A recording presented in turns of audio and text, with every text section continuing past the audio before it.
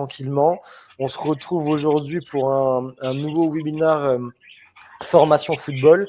Et on a une première aujourd'hui puisqu'on avait déjà fait des lives autour de l'analyse vidéo et des lives autour du recrutement. Aujourd'hui, on va parler un peu de tout ça, mais on va surtout parler de la data, puisqu'on sera avec Vincent, qui est data analyst et qui va un peu nous expliquer comment ça fonctionne, parce que on voit que c'est un sujet qui intéresse pas mal de monde. Alors, je vois que ça y est, c'est en train d'arriver. Je reconnais des gens, évidemment, qui font partie de la formation. Des gens aussi que je connais pas, donc bienvenue à ceux qu'on ne connaît pas. Vincent, comment tu vas? Ça va très bien, je te remercie Kevin, et merci pour l'invitation d'ailleurs. Eh ben, écoute, merci à toi d'avoir accepté. Merci à toi d'avoir accepté. On sera ensemble ce soir, je pense environ 1 heure jusqu'à 20 h. On a préparé pas mal de petites questions. Et évidemment, vous aussi dans le chat, alors je vais le dire maintenant, je le répéterai pour ceux qui vont arriver en cours, mais vous pourrez poser des questions si vous le désirez. On se gardera un petit temps en fin de webinaire pour répondre à vos questions, donc 5 ou 10 minutes. Et puis, s'il y a des questions assez pertinentes, on les posera en même temps en direct. On va attaquer tranquillement. Vincent, est-ce que tu peux, s'il te plaît, alors te présenter un peu? Alors, on va faire quelque chose d'assez classique, nom, prénom, âge, et nous parler un peu de ton parcours, alors de vie un peu, puisque à la base, tu venais pas du monde du football. C'est exact. Alors, Vincent Davas, 43 ans, j'habite à côté de Montpellier.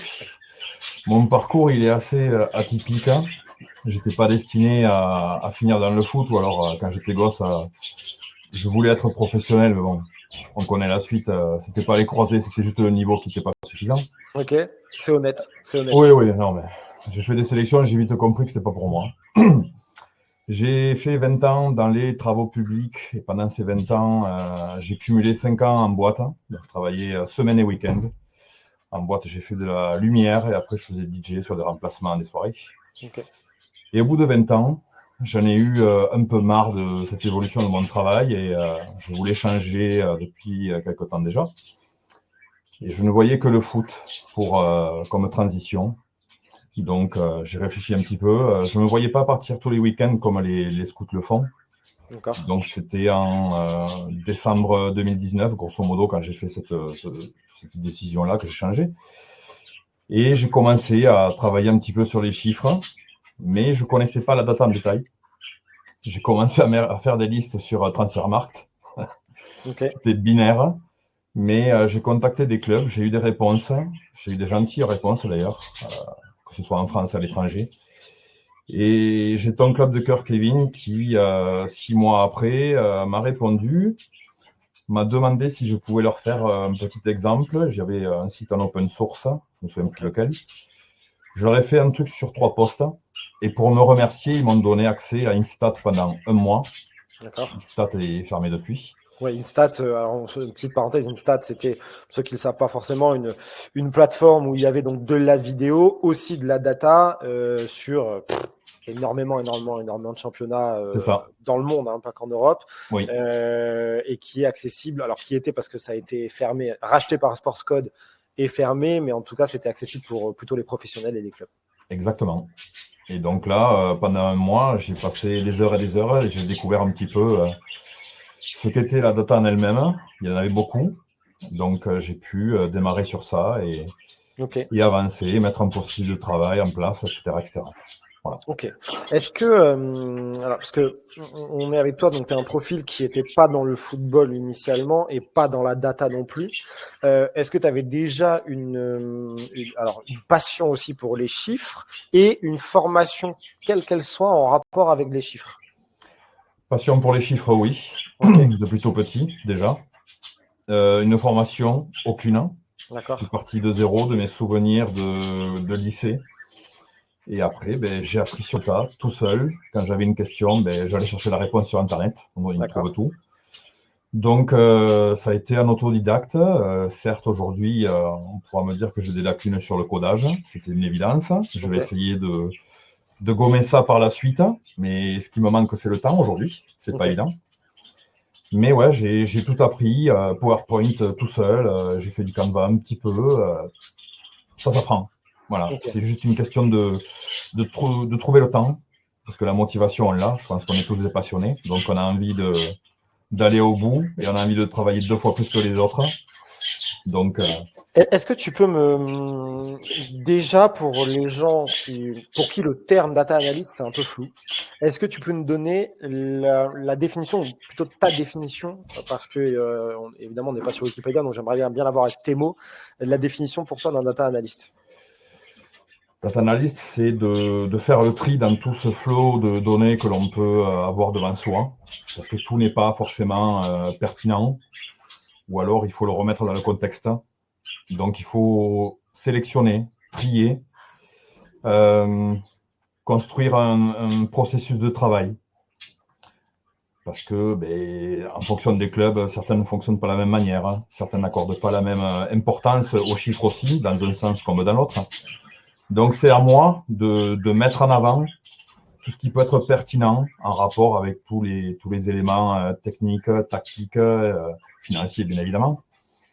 Donc le data analyst, il fait ça, il récupère des chiffres, il fait le tri, il met en forme, il présente son travail d'une manière la plus lisible possible, parce qu'il faut gagner du temps, c'est toujours pareil. Voilà avec mes mots un petit peu. Si on part un peu depuis le début d'un processus, on se met pas encore dans une situation. Par exemple, je te poserai une question un peu plus précise ensuite, mais tu as parlé d'avoir les données. Déjà, première chose, les données, elles sont où? Comment on les a? Et en fonction aussi, parce qu'il y a des différences en fonction du football pro, football amateur. Si tu peux différencier, c'est nous expliquer un peu ce que ça peut changer ou pas, et ça change beaucoup de choses. Alors, je vais parler du foot pro parce que c'est celui que je maîtrise le plus. Les données, elles sont chez des fournisseurs. Okay. La récupération des données, c'est eux qui le font automatiquement avec des logiciels, parce que c'est pas quelqu'un qui va regarder un match, qui va tout noter sur un papier, c'est fini ce temps-là. Donc, il y a des logiciels qui regardent les matchs et qui, en temps réel, vont rendre compte de tout ce qui se passe, que ce soit les données, les event data, c'est-à-dire les données qui se passent sur les tirs, les passes, les duels, etc., les pertes de balles. Ça, ce sont les events.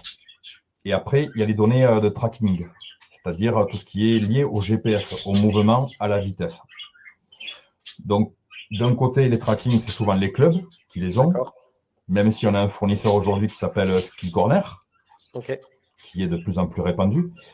Mais après, sur les event data, que l'on voit souvent à la télé, d'ailleurs, ça se démocratise de plus en plus, on a du direct, tu veux dire. Voilà, on nous dit la possession, on nous dit combien de tirs cadrés, etc. Donc on a du Whiscout, on a du StatsBomb, du Opta, que l'on retrouve chez FBref pour ceux qui connaissent, en open source. Donc tout ça, ce sont des sources payantes, bien évidemment. Ça c'est inévitable, c'est comme ça. Donc il faut aller récupérer tout ça. Mais chaque source a sa manière de transmettre les données. Donc, par exemple, si je vais chez StatsBomb, c'est un des leaders du marché. Si on veut vraiment exploiter tout le potentiel de StatsBomb, et Dieu sait qu'ils en fournissent des choses, ils ont des procédés super utiles. D'accord. Un data analyst, moi personnellement, ça va être compliqué parce qu'il faut avoir un niveau informatique beaucoup plus poussé. D'accord. Il faut taper sur le data scientist qui, lui, aura les capacités de récupérer, de faire le tri, de mettre en forme, mais sur un niveau assez intéressant. D'accord. Donc, en fait, toutes les données, elles sont récoltées en temps réel sur chaque match, de joueurs et d'équipes.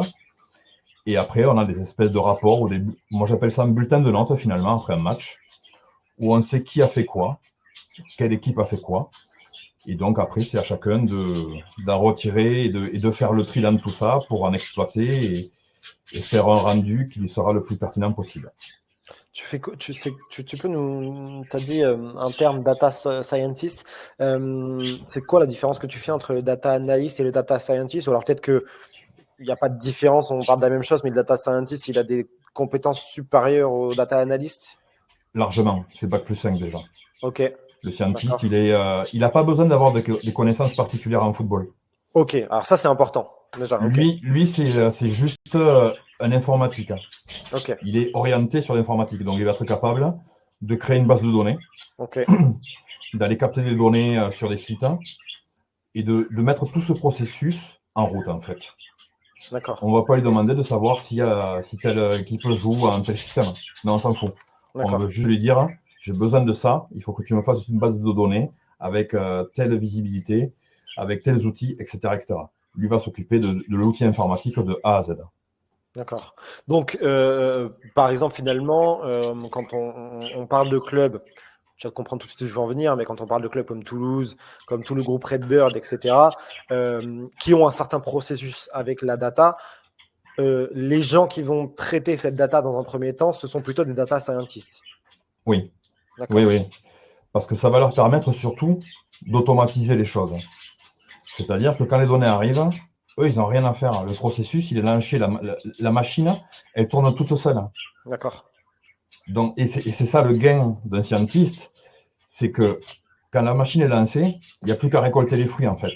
D'accord. Donc, c'est un continu. Et c'est ça, en fait, la clé de ce système, c'est d'aller gagner du temps. On est toujours en recherche de temps, que ce soit les scouts, les data analysts, les adjoints, tout le monde. On court après le temps. Donc, cette manière-là informatique permet d'aller en gagner un nombre incalculable et de pouvoir faire plein de choses. Donc, la data s'applique sur le football, le recrutement, mais aussi sur le marketing, sur les habitudes des supporters, sur le médical, etc., etc. Je fais une petite parenthèse, on salue évidemment les gens qui arrivent et on a Théo Decker, Salut Théo. analyse vidéo de Versailles qui est avec nous. Ça tombe bien parce qu'on parlera évidemment ensuite de Versailles un peu avec toi, Vincent. Pour revenir à nos moutons, donc toi tu parlais des différents fournisseurs de ces données-là. Toi, donc en tant que data analyst et donc pas forcément, et donc pas du tout même data scientist, tu te diriges plutôt vers quel fournisseur de données et pourquoi? Moi aujourd'hui, bon, d'un point de vue financier aussi, je fais de mon mieux parce que ça a un coût. Bien sûr. Aujourd'hui, je travaille avec Wyscout. Ok. Même si sur le côté vidéo de Wyscout, tout le monde le connaît. À travers le monde, tout le monde l'utilise parce qu'il est parfait, il est complet. Sur le côté data, j'en ai parlé avec quelqu'un il n'y a pas longtemps, c'est vrai qu'il est un peu binaire, entre guillemets. Okay. C'est pas péjoratif, mais il ne va pas assez dans les détails. Aujourd'hui, je n'ai pas le choix, je fais avec. Ça ne m'empêche pas de travailler et de faire des choses et de sortir des éléments, en fait. Donc, avec Wyscout, on peut démarrer. Mais après, c'est vrai que si on veut aller plus loin dans les choses, vraiment approfondir, pardon, excusez-moi, j'ai un truc dans les oreilles. Il n'y a pas de souci. Voilà. Attends, j'ai... Pas de souci, c'est les aléas du direct. Il n'y a pas de souci, vas-y. Je le ferme, comme ça, oui. Oui, alors Vincent, je réponds en même temps. Oui, Vincent, en effet, oui. Alors Vincent Tout et Vincent Davas parlent de Wyscout, c'est ça. Oui, Wyscout est bien, mais surtout sur l'aspect vidéo. Mais après, ça dépend. Il y a pas de fournisseur parfait ou complet. C'est chacun en fonction de ce qu'il peut investir, de ce dont il a besoin. C'est comme la data, on en parle beaucoup comme la solution miracle au recrutement. Moi qui suis très data, je vais vous dire, pas forcément.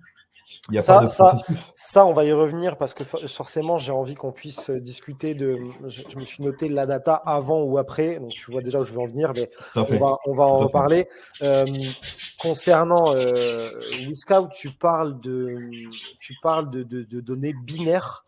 Oui. Est-ce que tu peux rentrer un peu dans le détail de ça et de la différence entre les données Wyscout et les données peut-être que tu vas avoir avec Opta, Sportdome, etc. Alors, comment l'expliquer? En espérant l'expliquer, c'est simplement grand public, évidemment. Je sais que c'est. Mais tu vois, on est sur du direct, on n'a pas préparé. Moi, je ne savais pas les questions que je allais lui poser avant. La preuve. Hein. La preuve, mais alors si c'est une question un peu trop technique, n'hésite pas à me le dire. Mais si on peut l'expliquer en quelques mots, c'est aussi intéressant de savoir un peu quelle est la différence entre les données qu'on va avoir sur Wyscout et les données qu'on va avoir chez des fournisseurs qui sont axés là-dessus. Alors, j'ai le micro, c'est bon. Elles sont binaires dans le sens où ça manque de profondeur. C'est que des fois, j'aimerais savoir sur certaines pertes de balles où est-ce qu'elles se positionnent, hein. Tout ça, ce n'est D'accord. pas disponible, hein. Les récupérations, c'est pareil. Des fois, et souvent entre les fournisseurs, on a des différences, on a des décalages entre les chiffres, hein. Ok. Ça aussi, c'est une chose qui, j'espère, avec le temps, pourra se corriger, même si des fois les marges sont infimes. Mais c'est dommage parce que logiquement, quand on travaille sur un match, on devrait récolter les mêmes choses finalement. Sauf qu'aujourd'hui, ce n'est pas tout à le cas. Est-ce que en termes de données binaires, par exemple, j'ai lu un exemple il y a 2 jours, on parlait des duels gagnés au sol. Et finalement, les duels gagnés au sol, chez certains fournisseurs, ça recoupait les duels, le dribble, donc un dribble gagné, ça recoupait aussi les duels qu'il peut y avoir lors d'un contact, et certains n'avaient pas la même chose. Est-ce que sur WeScout, tu vas avoir le détail précis des duels gagnés ou est-ce que ça va être un peu fourre-tout finalement? C'est un peu faux retour. Voilà. D'accord. Le souci, là, c'est que des fois, on peut avoir un détail, mais parfois, ça va manquer de détails aussi. Donc, c'est vrai que pour l'instant, enfin, à la base, le WeScout, c'est pas destiné à travailler que sur la data. C'est surtout pour la vidéo. C'est un outil vidéo à la base pour aller récupérer des choses et voir beaucoup de trucs. Donc, Toi, je le si comprends. tu dois conseiller à quelqu'un qui veut déjà commencer par pouvoir extraire de la donnée, même de la donnée de base, et par pouvoir la travailler, c'est quel outil, quel fournisseur que tu vas conseiller dans un premier temps? Alors bien sûr, et on peut aborder aussi la question parce que tu parlais des prix, n'hésite pas à m'en donner si tu as des informations sur ça, à des données, ça peut être intéressant aussi. Moi, j'ai commencé sur de l'open source, c'est-à-dire des choses qui sont disponibles gratuitement sur Internet. D'accord. FBref notamment. FBref, FBref, ouais. aujourd'hui, ils ont élargi leur panel de championnats, que ce soit chez les filles ou chez les garçons. D'accord. Si quelqu'un veut commencer là-dessus, qu'il y aille, les yeux fermés, et qu'il se fasse la main dessus. C'est un open source, il faut en profiter. Il y a des championnats qui sont très intéressants. C'est le meilleur moyen, le meilleur passage pour aller essayer de faire quelque chose dans la data. Il faut du temps, il faut être patient, il ne faut pas lâcher. On est tous passionnés, et toi, Kevin, et beaucoup d'autres dans le chat, on a la même envie, on a la même flamme à l'intérieur. Mais n'hésitez pas, si vous avez cette passion-là, allez-y jusqu'au bout. Ne lâchez pas, ça va être dur. Vous aurez des gens qui ne vont pas vous répondre. On en parlait tout à l'heure, Kevin. Ça fait partie du jeu. Il faut l'accepter. Mais par contre, continuez à travailler. Et si vous tombez sur la bonne personne, il y en a beaucoup plus qu'on ne l'imagine, je vous le dis. Eh ben, ça peut matcher, il peut se passer des choses. Donc, moi, j'encourage tout le monde à faire ça. Une fois que toi, tu as extrait ta data, donc que tu la récupères sur WeScout ou que tu la récupères sur FBref ou ailleurs, ton procédé à toi, par exemple, c'est quoi? Parce que évidemment, tu traites plusieurs championnats différents, pas mal de championnats même différents. Comment est-ce que tu vas faire déjà? Est-ce que toi, tu travailles uniquement sur de la data ou est-ce que tu regardes aussi? Alors, je sais que tu regardes, ma question, je connais un peu la réponse, tu regardes aussi beaucoup de football, mais est-ce que pour chaque data que tu as sur la totalité des joueurs, tu vois tout le monde ou tu essayes d'abord de faire un gros filtrage avec de la data? Je fais d'abord le gros filtrage avec la data. Je récupère mes fichiers, mes données. Je les mets en forme, c'est-à-dire que pour chaque poste, je vais définir des critères que je trouve moi pertinents. Et à chaque fois, je vais changer. Je vais avoir entre 8 et 11 critères sur chaque poste. Ok. Donc après, en fonction de soit la moyenne, soit le ranking, le percentile ranking que l'on connaît, qui est le classement virtuel sur 100, Ok. eh bien, il y a des joueurs que je vais rentrer dans ma base de données. Donc, j'ai une base de données qui aujourd'hui compte 1630 joueurs, je crois, sur la saison. Base de données que tu as créée avec quel outil? Excel, tout simplement. Excel directement, ok. Oh, oui, moi je fais encore sur de l'artisanal, on va dire. Ouais, après Excel fait énormément le boulot pour ça, donc ok, super. À défaut de, je me contente de ça et ça va vite. C'est même Okay. du boulot parce qu'il faut l'entretenir, il faut le tenir à jour, mais c'est le jeu. Okay. Donc après, je rentre tous mes joueurs. Parfois, je leur mets des annotations, donc je rentre toutes les données, les valeurs, les chaînes de contrat, tout ça, tout ce qui peut m'être utile. Comme ça, moi, je sais quand j'ai besoin d'un joueur. En fonction d'une demande, je sais piocher très rapidement dans ma base de données. Ok. Par contre, avec tous les joueurs que j'ai, je ne peux pas tous les regarder. C'est Ok. absolument impossible. Donc, je fais d'abord mon filtrage. Si j'ai une demande sur un poste, je vais sortir 5 noms. Et après, si j'ai le temps de le faire et la possibilité, je vais aller voir les 5 noms, voir s'ils correspondent au profil que l'on me demande. Ok. Des fois, c'est moi qui le fais, mais des fois, c'est plutôt une personne avec qui je travaille qui le fait. D'accord. Mais automatiquement, quand j'ai des noms, je ne vais pas balancer les noms et dire cela c'est bon. Non, j'en sais rien. J'ai des indications. C'est les noms qui correspondent. Ah, voilà. Ok. Et tu parlais, j'ai noté entre 8 et 11 critères par poste. Oui. Est-ce que on peut prendre un exemple et on peut parler de ces critères? Est-ce que c'est des critères qui sont des critères un peu universels, donc pour tout le monde, ou est-ce que c'est des critères que toi tu as fondés avec ton expérience en prenant là? Comment ça s'organise un peu ces critères-là? Alors, ce sont des données qui sont comme les duels offensifs, les dribbles, les centres, tout ça, c'est existant. Donc moi, je m'en sers. Il n'y a qu'un seul critère que moi j'ai créé, si tu veux. Ok. On sait que pour les attaquants, on a l'XG et l'XG conversion. Ouais. L'XG conversion étant la capacité de transformer toutes les situations dangereuses. Et les XG, est-ce que tu peux préciser également comme ça Les XG, c'est la probabilité de marquer un but sur une situation. Ok. Donc le XG conversion est le rapport entre les XG et les buts marqués. D'accord. Plus il est supérieur à 1, plus l'attaquant a été prolifique. Ok. Donc, j'ai fait l'inverse, moi, pour les gardiens. Ok. Sauf qu'il y a quand même un biais, tu le sais comme moi, c'est que je me sers des XG sur les gardiens, mais ce n'est pas la chose la plus pertinente, mais tant pis, elle me sert quand même un petit peu à ressortir des noms. Ok. Donc, j'ai créé ce rapport XG conversion chez les gardiens entre les XG subis et les buts encaissés. D'accord, ok. Ouais, entre finalement les situations où ça dit qu'ils doivent prendre un but et combien de buts ils ont vraiment pris in fine. Exactement. Mais si je pouvais être plus pertinent, je ne prendrais pas les XG subis, mais plutôt les post-shots. Ok, d'accord. Qui, eux, seraient encore plus pertinents. Ça, par contre, par exemple, voilà, on a Mathieu Le Gall qui en parle. Pourquoi ne pas utiliser les PSXG? Cette donnée-là, elle est sur FBRF, non? Sur FBRF, ouais. Okay. Mais moi, comme je travaille sur 75 ou 80 championnats, plus les féminines, ouais. FBRF ne le fait pas. Donc, si tu veux, je suis un peu coincé et je pourrais aller le faire sur FBRF. Mais comme je vais plus vite sur WeScout, moi, si tu veux, ça me permet d'avancer. Dans une journée, je vais faire 2 à 3 championnats. Donc, si je sors 25 ou 30 joueurs dans une journée, eh ben, j'aurais fait mes 3 championnats. Donc, si tu veux, je suis dans un sens frustré parce que je ne peux pas aller jusqu'où je voudrais aller à cause de sûrement mes limites informatiques et financièrement aussi, parce que tout d'un coup aussi, il ne faut pas se leurrer. Mais Mathieu le dit justement, je souhaiterais aller plus loin. Et c'est là que je suis bloqué pour l'instant, mais on verra si dans un futur proche, les choses peuvent se décanter dans ce sens. Est-ce que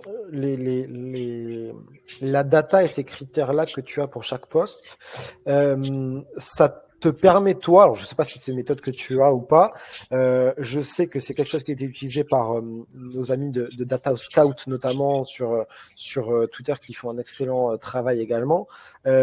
Est-ce que ça te permet de créer des profils un peu à la Football Manager? Alors, je m'exprime, par exemple, sur Football Manager, derrière, on n'a pas juste les buteurs, on va avoir le buteur de surface, on va avoir le buteur peut-être chasseur, on va avoir un buteur qui décroche beaucoup, qui part de l'extérieur et qui ensuite revient dans la surface. Est-ce que le buteur complet, le buteur qui mesure une certaine taille, etc., est-ce que toi, ça te permet, ou est-ce que c'est quelque chose que tu as construit, de sortir des profils, donc avec des noms cette fois derrière, ou est-ce que tu te limites seulement aux chiffres, etc.?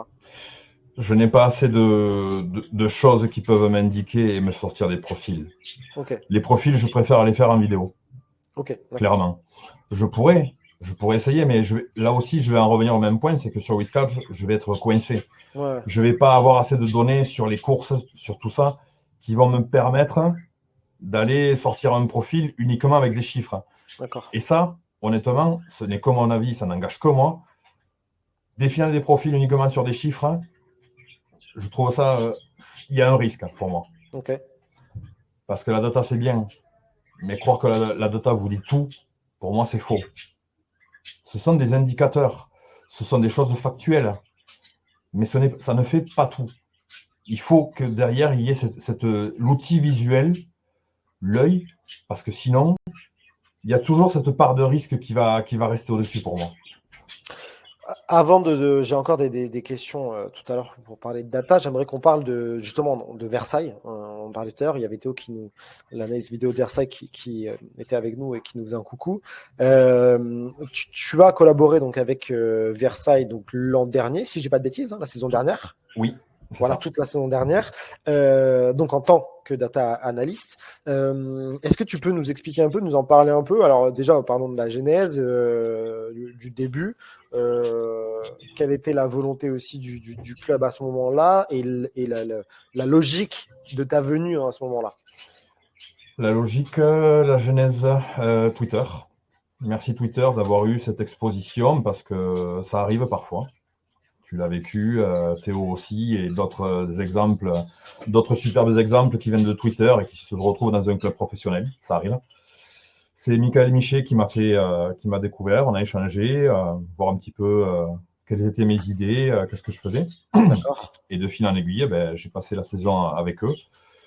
D'abord au recrutement, mais j'intervenais aussi sur des demandes ponctuelles sur les analyses d'équipe, sur comment se comportaient certains adversaires, sur les habitudes de tir, etc. etc.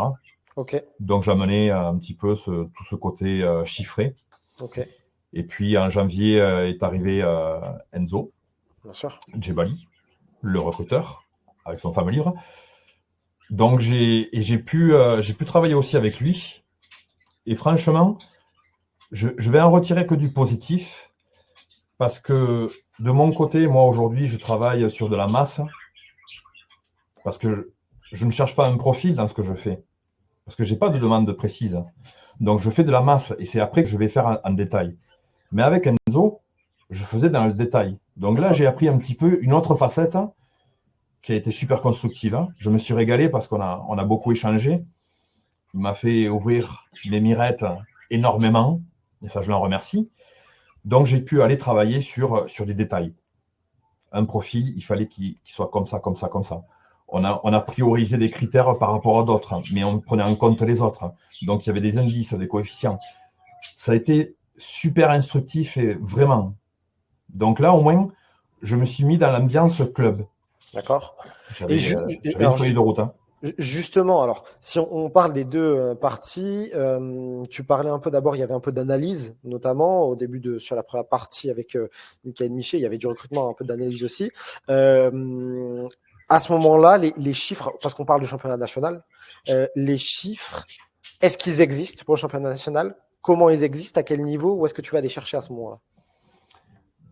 J'allais sur WeScout, tout simplement.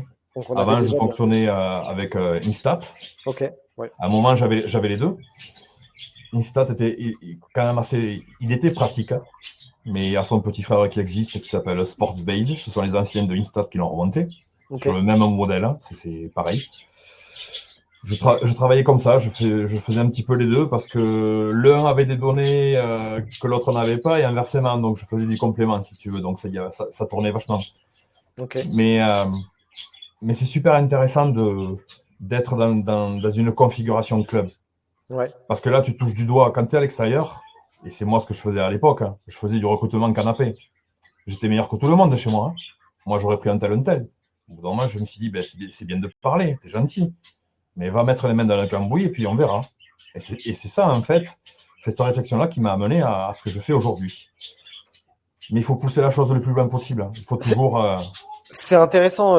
Tu parlais d'Enzo, de la manière de travailler. Donc Enzo Djebali qui est à l'origine également de formations football et des formations analyse vidéo, des formations recruteurs, qui est en train de sortir aussi un livre. Tu en as parlé, qui va sortir prochainement le 2 mai là sur le métier de recruteur justement.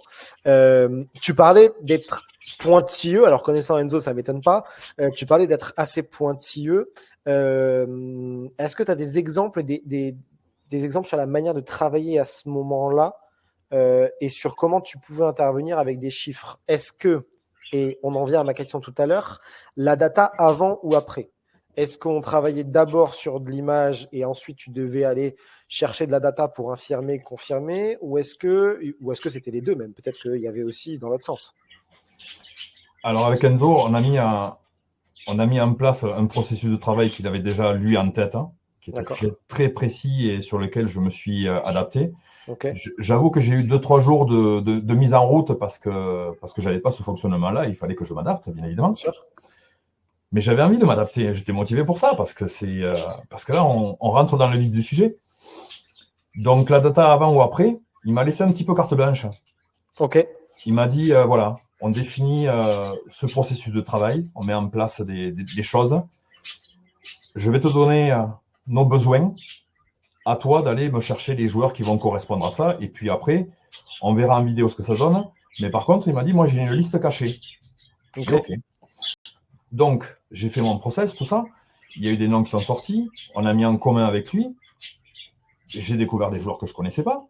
Il en a découvert pas beaucoup, j'avoue. Lui aussi. Mais c'est bien parce qu'il a vu comment je travaillais. Moi, j'ai compris comment il travaillait et jusqu'où il voulait aller. Où est-ce qu'il voulait m'amener aussi. Donc, tout ça, tu vois, ça a été je dirais pas une révélation parce que c'est quand même assez fort comme terme. Mais on s'en rapproche parce que c'est un déclic. Tu te dis, ah ouais, c'est là qu'il faut que j'aille. Hein. Il faut que je l'oriente comme ça.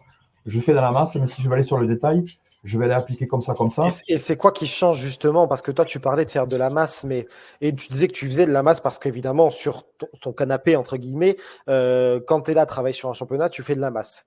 Quand tu as une demande précise, c'est quoi qui change dans la méthodologie pour toi? Quand j'ai une demande précise, je vais prendre un poste particulier. Ouais. Celui d'ailier. Ok. Il y en a 2 ailiers. Pas sur le terrain, dans le profil. Ok. Il y a celui qui va manger la ligne et qui va centrer, ou il y a celui qui, en pied inversé, va rentrer. Ok. Donc, il y a une chose que je vais enlever dans mon process, ou que je vais mettre, ce sont les centres. Et après, je vais mettre les tirs. Donc, quand je parle de masse, je reste en surface. Mais quand je vais en détail, ça, je vais le regarder, parce que des fois, un club, il te demande, je veux un gaucher à gauche parce que je veux qu'il centre, parce que j'ai un attaquant comme ça. D'accord. Et un autre club va te dire, ah ben non, moi je veux un ailier qui rentre et je veux qu'il frappe. Donc là, tu ne vas pas activer les mêmes boutons dans tes recherches. Et c'est ça qui est intéressant. Mais si tu veux, moi, je ne peux pas trop le faire tous les jours. Parce que sinon, il me faut refaire le travail 2 fois sur le même poste. Je pourrais le faire, mais si tu veux, au bout d'un moment, c'est assez fatigant, étant donné que rien n'est automatisé, que je fais tout à la main. Un jour peut-être. Mais voilà, c'est le type d'exemple où avec Enzo, il m'a dit, moi je veux un ailier comme ça, mais fais-moi la recherche quand même sur l'autre ailier des 2 côtés pour voir un petit peu comment ça sort et s'il y a des noms qui reviennent. Et à ce moment-là, toi, ton rôle, il s'étendit jusqu'où? C'est-à-dire, tu es là en tant que data analyst au service du recrutement. Admettons, tu vas faire ta recherche, tu sors 5 noms, puisque tu disais que tu sortais 5 noms. Bon, tu sors 5 noms qui semblent correspondre. Tu donnes ces noms-là à ton responsable, Enzo, dans le cas présent.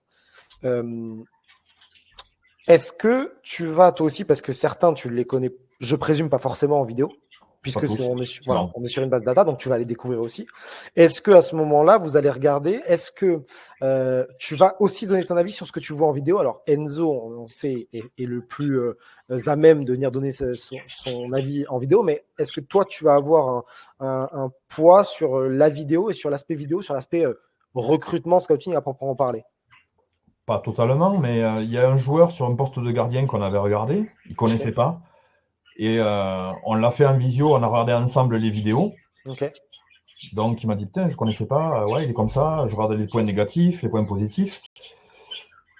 Bon, après, moi, mon rôle, il est, si tu veux, il est logique que par rapport à ce que je fais, je ne vais pas avoir une voix qui porte beaucoup. Pour moi, ça ne me dérange pas et je trouve ça assez logique parce que la décision, il faut qu'elle vienne d'une autre personne qui est plus à même de prendre ce genre de décision parce qu'on sait très bien qu'à la fin, il y a quand même de l'argent au bout. Ouais, bien sûr. Donc moi, je reste sur mon truc. Je peux me donner mon avis. Hein. Moi, si je peux dire, il y a un jour, il me plaît, il me plaît pas. Mais après, je préfère rester en retrait parce que c'est pas le même métier, quoi. Dans un sens, si je préfère que chacun reste à sa place, si tu veux. Et parfois, on mélange un petit peu trop les genres sur des choses. Mais je pense que si chacun a ses compétences et qu'il reste à sa place et que les choses se font de concert, ça se passe pour le mieux. Est-ce que moi j'ai donné aussi mon avis, enfin mon propre ressenti. Moi, si je dois travailler sur un joueur, je vais plutôt avoir tendance à regarder d'abord de la vidéo et ensuite à aller chercher. Moi, j'adore l'aspect data. Je suis pas du tout un anti-data primaire, donc j'aime bien avoir un avis avec de la data, mais je vais aller le voir après parce que j'ai remarqué que quand je regardais d'abord la data et qu'il y a une tendance qui se dégageait, j'allais regarder derrière ma vidéo avec la tendance en tête et que ça peut être parfois difficile de se sortir un peu de ce biais de confirmation. Le data analyst, lui, quoi qu'il en soit, il baigne là-dedans, il est dans la data, etc. Oui. Derrière, quand tu regardes la vidéo, est-ce que comment tu arrives, parce que peut-être que c'est pas le cas, mais comment tu arrives à ne pas avoir cette tendance directement en tête et à ne pas être dans ce biais de confirmation? Parce que quand je fais mes analyses, si tu veux, quand je rentre le joueur en base de données, je ne marque pas ses points forts data. Ok. Donc, je ne suis pas influencé sur une qualité forte ou une faiblesse. J'en sais rien finalement. Donc, je suis tout neuf, si tu veux, dans ma vision quand je vais aller voir le joueur en vidéo. Donc, je vais me faire mon avis. Mais il ne sera pas biaisé par ah ouais, il avait certains chiffres qui ne me plaisent pas ou qui étaient très bons. Donc, si tu veux, ça me permet de rester objectif. C'était quand? C'était l'été dernier, j'avais participé à des articles pour le compte Alepayade. D'accord. Quand, par exemple, Omer Agic est arrivé. Ok. Omer Agic, certains parlent de Football Manager, je l'ai connu à travers Football Manager quand il était Wonder Kids il y a 5-6 ans. Okay. Je le suivais, je l'avais vu en vidéo quand il était encore en Suisse. Le joueur que l'on voit aujourd'hui, c'est le même. Il est resté très linéaire, très qualitatif. J'ai fait une description dans un article et c'est le même joueur que je vois aujourd'hui. Ok. C'est pas tout le temps le cas. Hein. Attention les chiffres. Hein. Moi, il y a des joueurs qui ont des chiffres au plafond. Tu vas les voir en vidéo, tu restes sur ta fin. Mais c'est le jeu. Donc, je comprends que toi, tu fonctionnes avec ton œil d'abord parce que tu es recruteur avant tout. Donc, ton process, toi, il est comme ça. C'est pas à l'ancienne, c'est même pas à l'ancienne parce qu'il y a des clubs qui fonctionnent comme ça aujourd'hui. Bien sûr, ouais. C'est le procédé traditionnel, on va dire. Mais moi, si tu veux, je suis pas scout, donc je vais plus rester dans mon domaine parce que ça va vite, parce que ça va loin. Mais c'est pas un procédé 100% garanti. Hein. Bien sûr. Oui, parce qu'après, la data, elle quantifie des choses qui sont quantifiables. Mais quand on parle de l'aspect, évidemment, s'il y a besoin de le préciser, on parle d'aspect humain, là, on ne peut pas prévoir quoi que ce soit avec la data. Donc forcément, c'est important d'aller vérifier certaines choses. Le côté humain, c'est ton travail. Voilà, ouais, bien sûr. Ouais, ça, c'est le travail du recruteur, bien sûr. Humain, association, créer un groupe, etc. Là, on est sur toute autre chose. Ça, c'est une certitude. Ouais. À quel point, finalement, est-ce qu'on peut utiliser des exemples? Je ne sais pas si tu les connais bien sur des manières de travailler de clubs qui utilisent particulièrement la data et qui l'utilisent avec succès. Alors, avec succès, tout est relatif à certains niveaux. Je sais que, pour les citer, on a eu Toulouse, Brentford, Milan AC, etc., qui ont utilisé avec plus ou moins de succès la data ces derniers temps.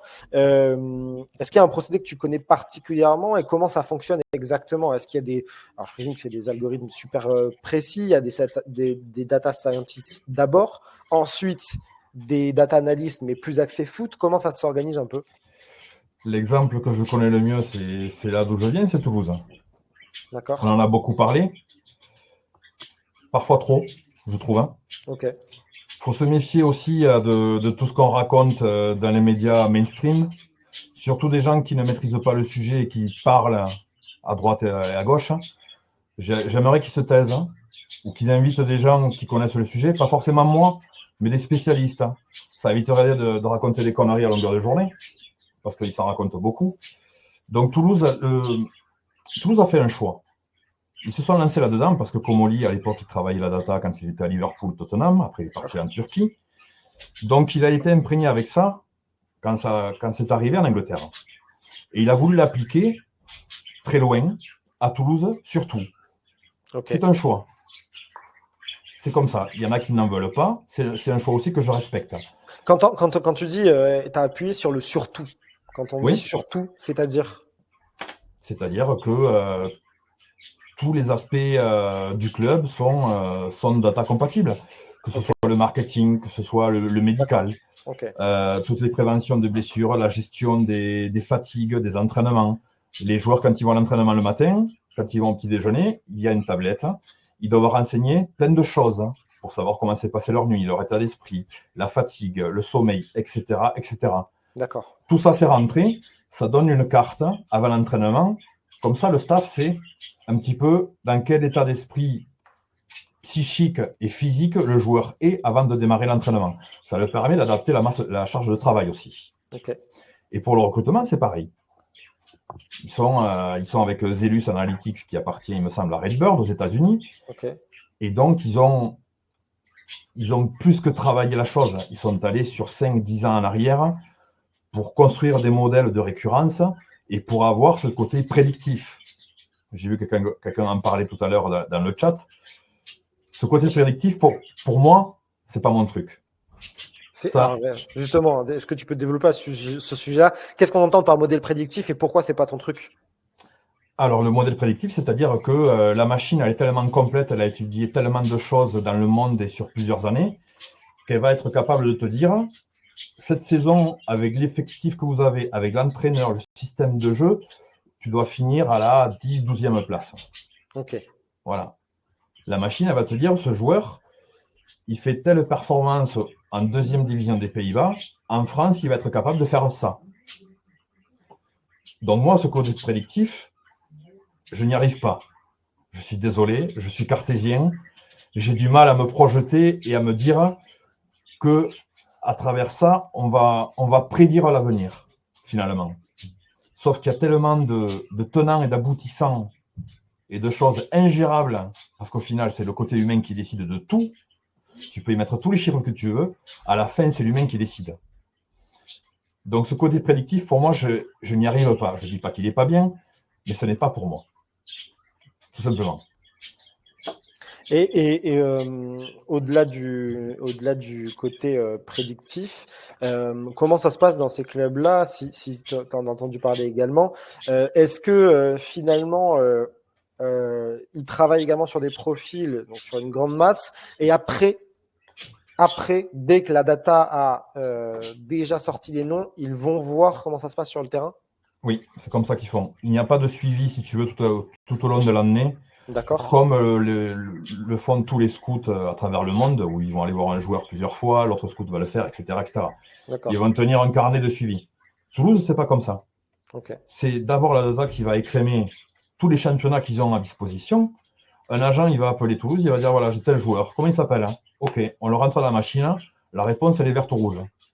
C'est simple. Il n'y a pas de oui, mais. Il n'y a pas de oui, mais. C'est comme ça. Si le joueur, il est en vert, après, il y aura une autre étape, mais un ou deux scouts et le responsable de recrutement vont se rendre sur place pour le voir de visu et pour prendre aussi, collecter des infos autour pour savoir un petit peu, au-delà du joueur, qui est l'homme. Mais si tu veux, il n'y a pas ce suivi que toi tu connais, que beaucoup de clubs appliquent, mais c'est leur choix. Tant que ça marche, et pour l'instant, on ne peut pas dire que ça ne marche pas. Quand tu remontes de Ligue 2, que tu es champion de Ligue 2, que tu joues à la Coupe de France et que tu la gagnes et que cette saison tu te maintiens, il y aura des ratés.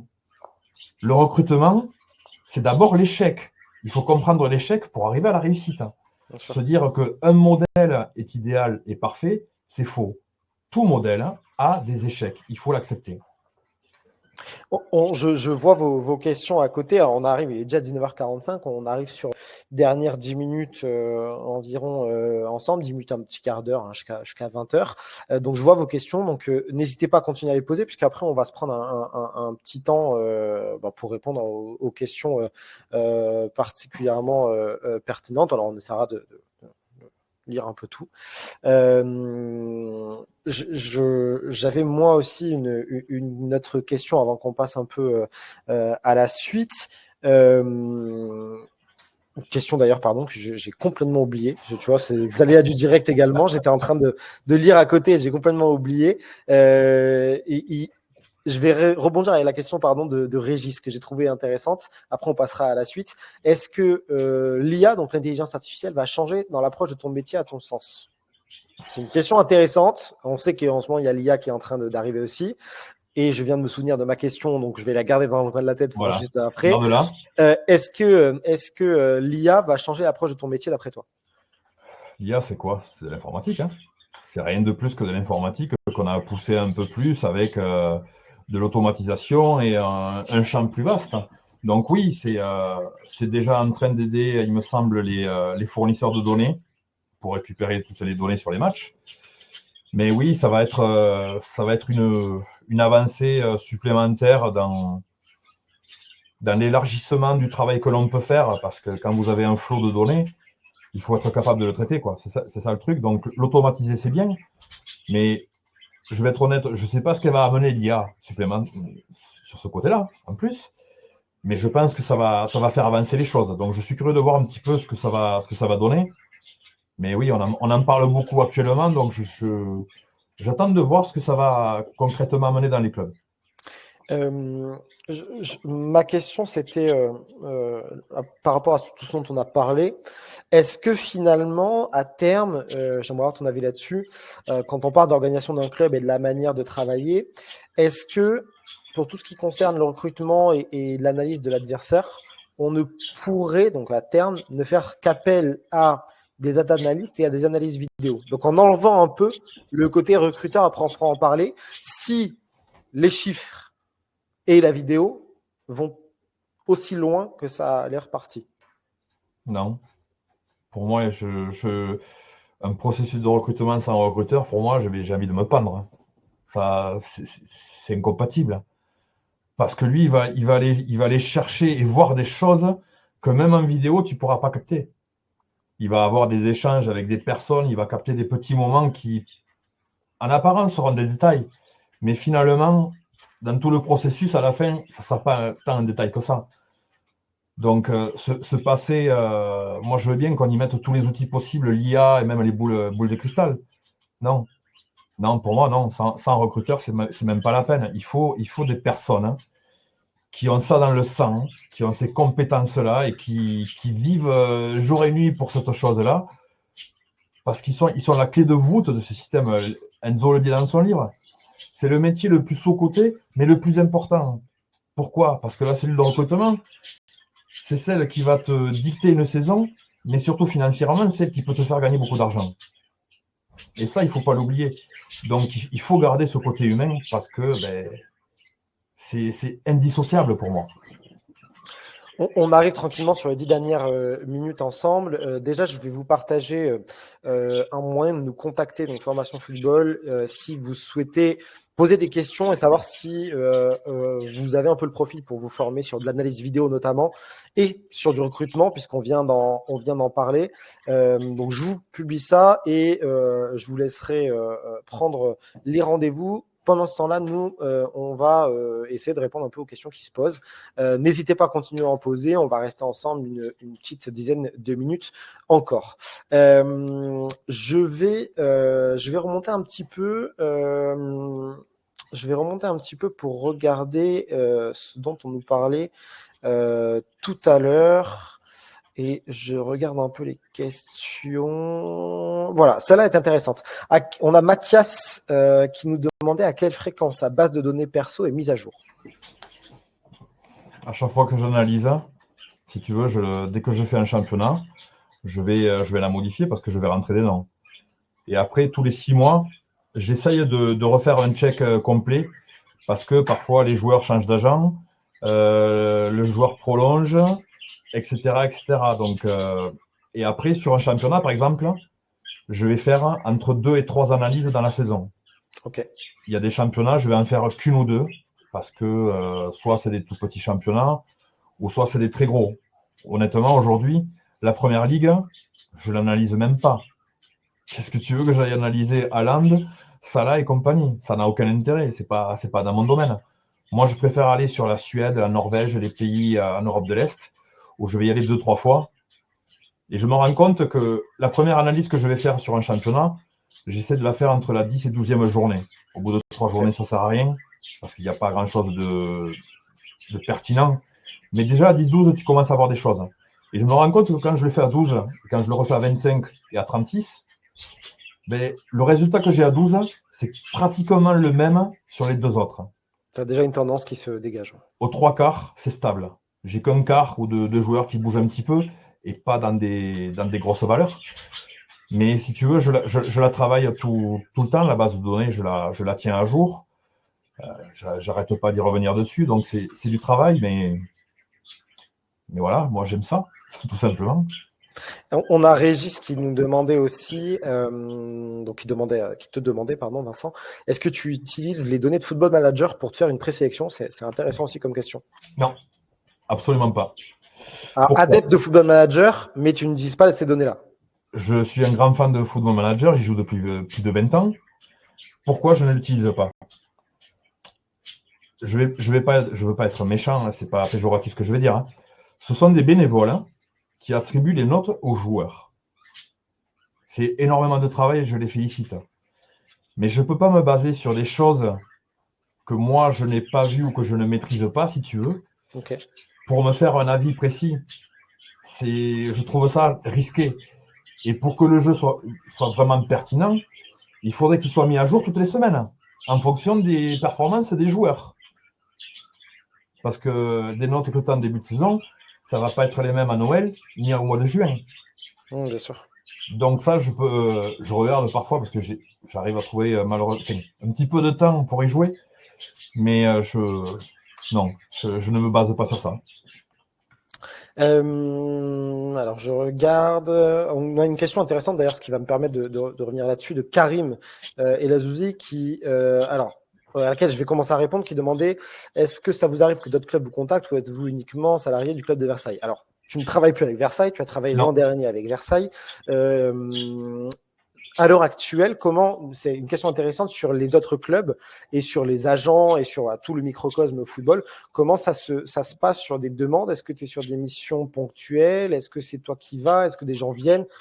Comment ça se passe tout ça? Au fil du temps, j'ai réussi à me construire un réseau de connaissances sur des agents, des agences, quelques joueurs de Ligue 2 nationale et à l'étranger. Donc, j'ai aussi un copain intermédiaire en Suisse. Donc, si tu veux, quand je reçois une demande d'un club, là, par exemple, j'avais traité celle du Havre et de Toulouse, c'est soit par un agent, soit un intermédiaire. Donc, j'essaye de traiter ça au mieux, mais c'est bien parce que moi, je vais vite.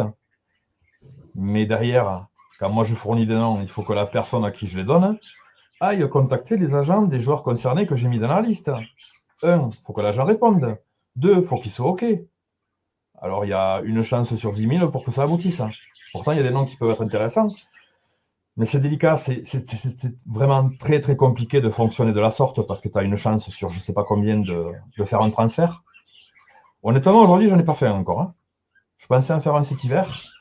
Ça a failli se faire au Maroc, ça n'a pas abouti. Mais c'est délicat, c'est très compliqué, donc j'essayais de faire au mieux. Je m'intéresse au foot féminin depuis longtemps aussi. Il y a de la data disponible en majorité pour le football féminin? Il y en a. Pas sur tous les championnats, parce que il y a déjà moins de championnats existants, on va dire, ou de niveau suffisamment regardable. Donc oui, le Barcelone fonctionne très bien avec la data. Okay. Ils ont un gros process de travail. Je les avais contactés, ils m'ont répondu. Il y a d'autres clubs aussi. Les Anglais s'y mettent aussi, forcément. Ça a été les pionniers chez les garçons, donc ce sont les pionniers aussi chez les filles. Hein. Ça va venir chez les filles. Hein. Mais déjà, si on peut chez les garçons la mener au bout, ce sera bien. On a d'autres questions auxquelles je vais pouvoir répondre également. On a Yoni qui nous dit peut-on se former à l'analyse vidéo au sein d'un club? L'idéal, c'est alors au sein d'un club, ça paraît difficile. Tu peux apprendre certaines choses au sein d'un club, notamment quand tu vas rentrer sur des stages ou en alternance, mais ça paraît quand même intéressant dans un CV d'arriver avec une base certaine sur de l'analyse vidéo, ça c'est une certitude. Et sur de la data analyse, là par contre je pense que Vincent pourra le dire, c'est une certitude que les clubs ne forment pas à la data analyse. Les clubs recrutent déjà des data analystes formés. Oui, il y en a qui savent même pas, qui n'utilisent pas trop la data et qui savent le faire de manière assez basique. Donc, c'est comme l'analyse vidéo. Il faut aller se former d'ailleurs, soit dans une formation, soit sur des diplômes universitaires. Hein, il en existe aussi.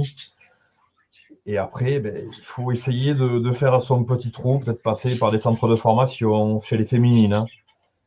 Mais le jour où vous y mettez un pied, ça reste marqué, ça. Que vous ayez commencé dans une petite division chez les féminines ou chez les jeunes, on s'en fout. Vous y avez été. Donc n'oubliez pas que ça peut passer par des chemins de traverse. Mais la finalité, si elle est là, elle est encore plus belle. J'essaye pour les quelques dernières minutes d'enchaîner un peu sur des questions. Tommy qui nous dit est-ce qu'il est possible d'effectuer un stage court, exemple une semaine entière en club pro ou semi-pro, en cours de formation d'analyse vidéo afin d'avoir un réel aperçu et un vécu en immersion. Rien n'est impossible. Hein. Si tu contactes un club et qu'un club est ouvert à ça, il peut ouvrir ses portes pour que tu viennes faire de l'observation. Oui, c'est complètement possible. Encore une fois, faut-il trouver le club qui va l'accepter. On a Rodolphe Kwame, que je salue également, qui nous pose une question. Alors, je pense que la fin de la question est à mettre au milieu. Quelle est l'importance de la collecte de l'analyse de données en temps réel pendant les matchs pour les entraîneurs? Alors, je ne suis pas sûr de comprendre complètement la question, Rodolphe, si tu veux préciser un petit peu. À moins que Vincent, tu aies un peu mieux compris, mais je ne suis pas certain de savoir de quoi on parle. Donc, je pense qu'il parle de l'utilisation des data en temps réel. Est-ce que l'analyse de vidéo, et je crois que ce n'est pas le cas de tous, parce qu'il faut des fournisseurs spécifiques pour avoir ces trucs en temps réel. Mais est-ce que certains l'utilisent pour faire un check à la mi-temps entre la vidéo et les chiffres? Oui. Oui, ça arrive. Je sais que Toulouse, ils ont les capteurs GPS, ils ont tout en temps réel. Mais ce n'est pas le cas de tous les clubs, donc certains le font et d'autres, mais pas tous. Et ne t'excuse pas, Rodolphe, on est deux, j'avais pas compris, Vincent, oui, donc c'est très bien comme ça. Je continue. Serge qui nous demande est-ce qu'il y a des plateformes dédiées aux offres d'emploi dans le milieu du football? Je suis data analyst et j'aimerais définitivement m'orienter vers le domaine du football. Alors oui, il en existe et alors au-delà de ça, je ne peux que te conseiller d'être sur LinkedIn notamment, hein, déjà, dans le premier temps, parce qu'il y a des offres d'emploi, alors pas tout le temps, mais voilà, déjà LinkedIn. Vincent, si tu veux compléter peut-être. Ouais, il y a LinkedIn, il faut suivre bon nombre de clubs, mais après, tu as des comptes aussi comme ils ont un site, je crois que c'est Football Jobs. Football Jobs, ouais, complètement. Aussi, ils ont beaucoup d'offres d'emploi. Il faut fouiller, il faut y passer du temps parce que on ne voit pas tout passer. Moi, des fois, j'en divulgue sur Twitter pour essayer de donner ça un petit peu à la vue de tous. Mais oui, c'est très dur à trouver ces demandes-là parce que souvent, c'est le bouche à oreille. Le foot pro, parfois, fonctionne un petit peu en vase clos par rapport à des gens que l'on connaît qui ont donné satisfaction. Donc, c'est délicat, c'est pas simple d'y rentrer, mais je reste persuadé qu'il faut le faire et parce que ça peut réserver de belles surprises. On a alors Mourad qui posait un peu la même question donc sur les plateformes de recrutement, donc on vient d'y répondre. On a Yoni qui demande est-ce que l'analyse vidéo intervient aux côtés de l'entraîneur pour mettre en place des stratégies de match. Ça dépend. On a l'analyse vidéo qui peut être en tribune et qui peut avoir un téléphone, un talkie ou pas mal de choses et donner des informations en temps réel. D'autres analystes qui vont aussi intervenir après le match parce que peut-être des missions différentes. Mais oui, en tout cas, c'est possible. On a Younes qui demande quelle est la différence entre un analyse vidéo et un data analyst. Alors là, on vient, je pense, d'en parler, mais Vincent, est-ce que tu maîtrises Source Code parfaitement? Non. Voilà. Vincent maîtrise des chiffres. L'analyse vidéo va maîtriser véritablement des logiciels d'analyse vidéo et va aussi avoir probablement, alors non pas que Vincent n'ait pas d'idée de jeu, mais l'analyse vidéo va vraiment venir participer au projet de jeu, donner son avis sur ce qui est bien, sur ce qui peut être amélioré, va analyser le projet de jeu des équipes adverses. Voilà, c'est pas du tout finalement le même métier, je pense ne pas me tromper, Vincent. Non, tout à fait, on est raccord. Vincent, on a Vincent Tout qui nous dit, j'aimerais savoir s'il y a des plateformes qui sortent de la data en live pour pouvoir faire un point à la mi-temps des rencontres. Je ne saurais pas trop te répondre, mais il me semble que oui. Mais je sais pas.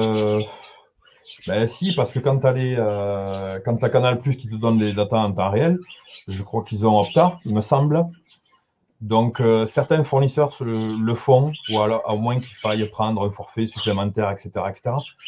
Mais oui, ça arrive. Mais après, je ne pourrais pas te citer les détails parce que je ne suis pas assez calé. Mais il te faudrait demander à un journaliste sportif, par exemple. Lui te répondra sur Canal+ ou Prime. Bien sûr. Eux, ils auront les infos. On a DC qui nous demande, je repose ma question parce que vous parlez tout le temps des vidéos, mais à part ce qui est retransmis à la télé, avez-vous d'autres sources? Là, pareil, on en a parlé, mais Vincent parlait de WeScout, qui est surtout avant tout pour la data, mais qui est, enfin, avant d'être pour la data, qui est pour les vidéos. Donc, il y a ça. Avant, il y avait une stat. Vincent, tu as cité tout à l'heure Statsbomb. Non, tu as cité les gens qui travaillaient chez Instat avant. Sportsbase. Voilà. Il faut préciser que toutes ces plateformes sont payantes et chères. Oui. Payantes et chères.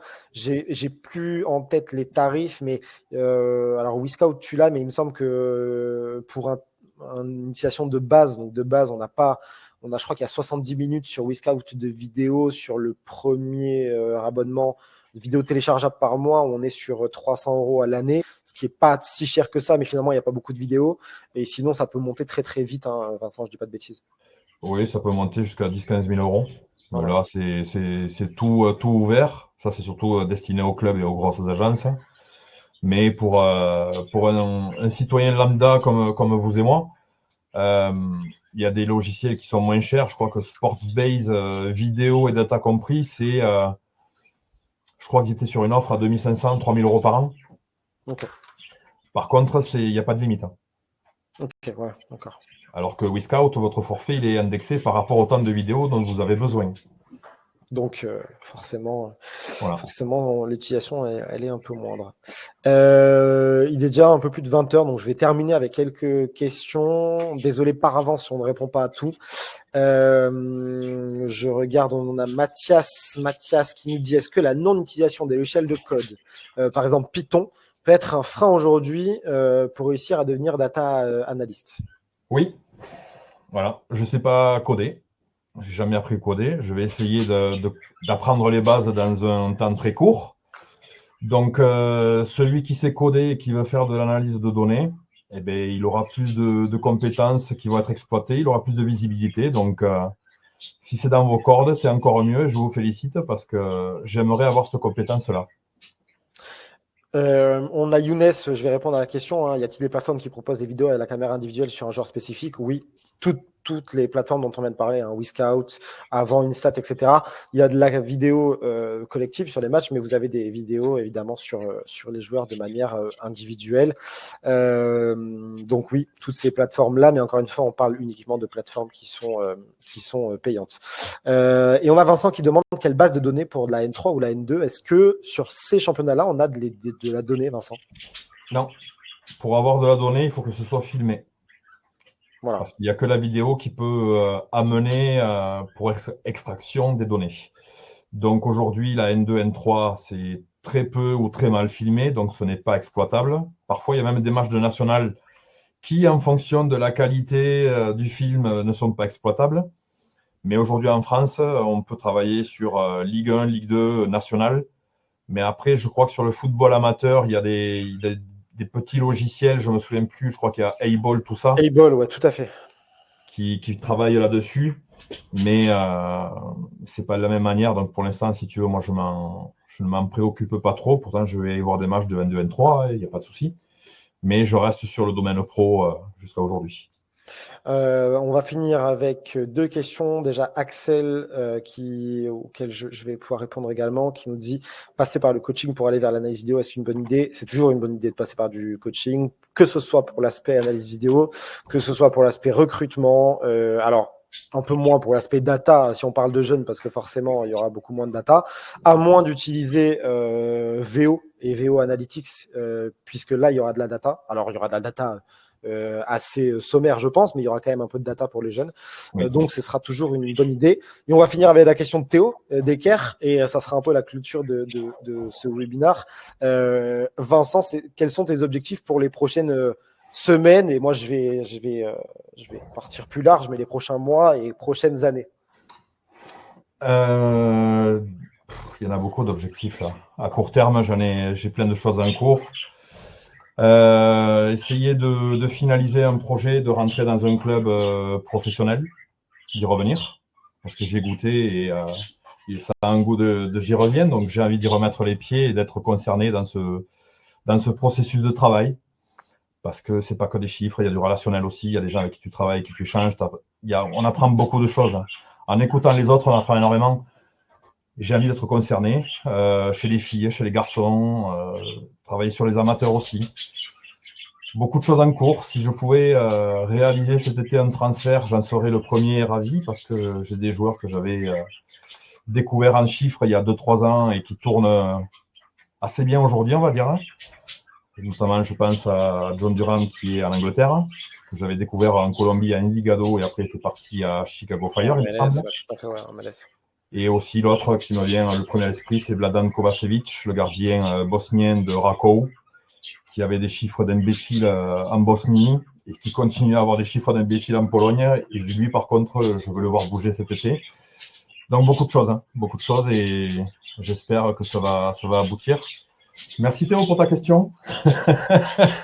Merci. Bonne manière de finir. Merci Théo. Et Théo qui précise, oui, National, ça va, c'est bien filmé. Oui, National, c'est filmé évidemment. National, c'est filmé sur FFF TV, sur Canal+ pour certains matchs et sur DAZN. Ouais, récemment pour des matchs également. Donc oui, vous pouvez voir Versailles là-dessus. Vous pouvez voir Théo parfois là-dessus en tribune. Moi, je l'ai même vu jouer au football et c'est un très très bon gardien. On va finir là-dessus. Merci à tous de nous avoir suivis. Je vous avais mis donc un petit lien si jamais vous souhaitez prendre des rendez-vous pour discuter en fait des formations, notamment analyse vidéo et recruteur. Donc n'hésitez pas à venir nous contacter, puis on sera un plaisir de pouvoir vous aider, pouvoir discuter football avec vous. Vincent, merci à toi. Passez tous une très bonne soirée. Avec plaisir, bonne soirée. Merci. Au revoir.